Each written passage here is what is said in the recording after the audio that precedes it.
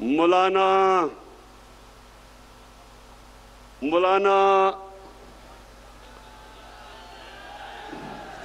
नहीं, डीजल नहीं मैं कह सकता इसको।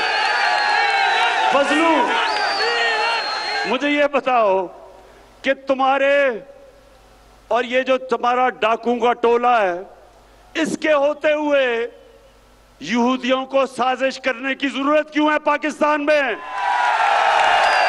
पिछले 10 सालों में 4 गुना, 2008 से 18 तक 4 गुना पाकिस्तान का कर्जा बढ़ा है। 4 गुना।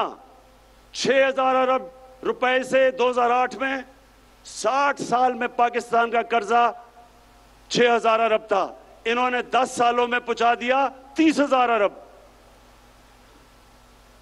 तो मैं इनसे पूछता हूं कि जब आपने मुल्क को मकरूज कर दिया, जो भी हम टैक्स में इकट्ठा करते हैं आधा चला जाता है आपके लिए हुए कर्जों की किस्तों पे। तो जब आपने मुल्क को मकरूज कर दिया तो यहूदियों को साजिश करने की जरूरत क्या है? आप ही काफी हैं। फजलू, मैं आपसे, आपकी और मेरी उम्र एक ही है। हमारी उम्र में हमें सोचना चाहिए कि ऊपर वाला कभी भी बुलावा दे दे। हमें अपनी आखिरत की फिक्र करनी चाहिए। और आपका तो थोड़ा वजन भी ज्यादा है, इसलिए आपको अब सोचना चाहिए अपनी आखिरत का। यानी आप एक दीन के नाम पे पैसे बनाते हुए आपको कोई खौफ खुदा नहीं है।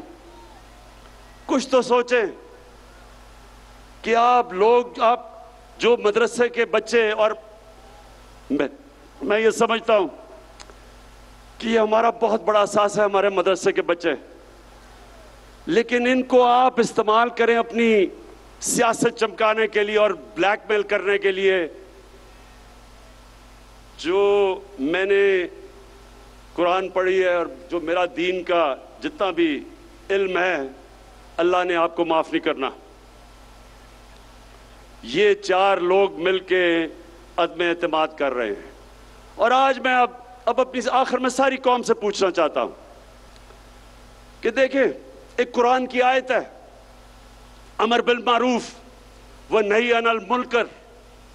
इसका मतलब है, नौजवानों ये सुन लो, कोई भी दुनिया में मुहज़्ज़ब माशरा नहीं बन सकता जब तक इस कुरान की आयत पे नहीं चलता। अल्लाह कहता है कि तुम अच्छाई के साथ खड़े हो, अच्छाई के लिए जिहाद करो और बुराई के खिलाफ जिहाद करो।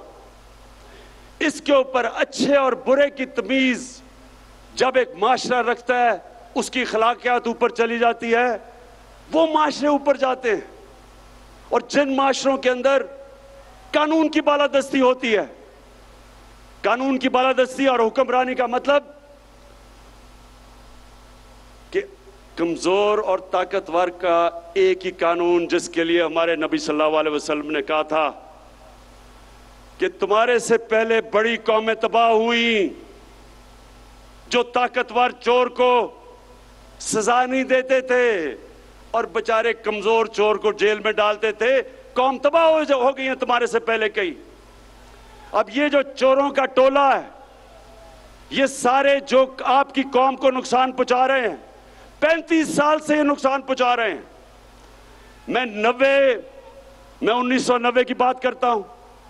मैं जब क्रिकेट खेलता था, हिंदुस्तान से जब मैं पाकिस्तान आता था, तो लगता था एक गरीब तरीन मुल्क से एक अमीर तरीन मुल्क में पहुंच गया हूं। हम उनसे आगे थे, हम सारे बर्रे सगीर में सबसे आगे थे।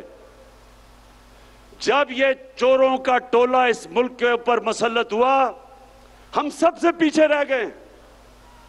ये अमीर तरीन हो गए हैं, कौम मकरूज और गरीब हो गई है।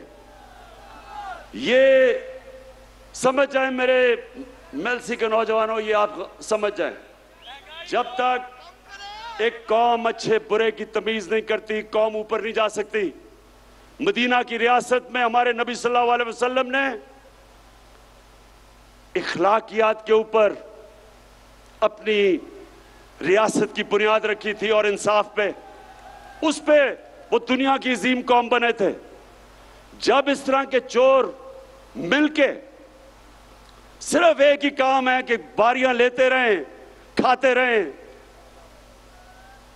जो इनको इत्तेसाब इनका करने लगे तो उसके साथ सब मिलके उसको गिराने की कोशिश करें,